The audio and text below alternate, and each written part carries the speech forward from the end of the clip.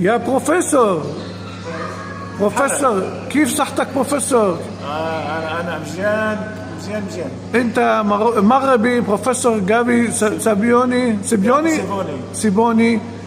وبروفيسور امتى نحن حنسافر انا وياك على المغرب؟ تسند دابا تسند معايا حتى نحكيك شي حديثه. ايه تفضل. انا كنت في المغرب، وقبل ما نبدا نحب نقول الملك باش يكون صحيح، امين، باش يكون معاه مزيان ان شاء الله. انا كنحبوا محمد السادس، وانا كنت في المدرسه ديالو في مراكش، ولا يونيفرسيتا محمد السادس، جامعه. انا كنت هناك جامعه محمد السادس.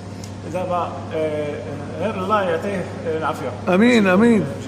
دابا نقول كيف دوك الناس المغرب كيعرفونا احنا يهوديين بلا نتكلم شي كلمه والو. كيف بيعرفوا؟ انا كنت في كازابلانكا وحبت ناكل سردين مجوجين. مشيت للسوق باب الراس. حوت سردين مجوجين هكذا. مشيت مجوجين مقليين.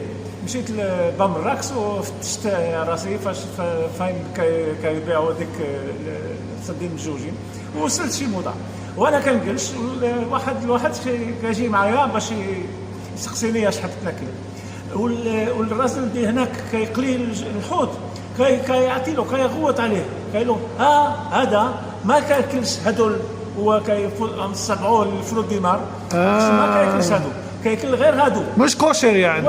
هو عارفني انا يهودي وانا ما تكلمش كلمه واحده. حلو هذا عجب. هذا شوف بالمغرب ما في يهودي مسيحي مسلم، كلنا مغاربه. ايوه ما في نحن المغرب الدوله الوحيده التي لم تهدم كنيسه، ما قتلوا اليهود، ما خطفوا اليهود، ما دمروا الكنائس. شكرا حبيبي.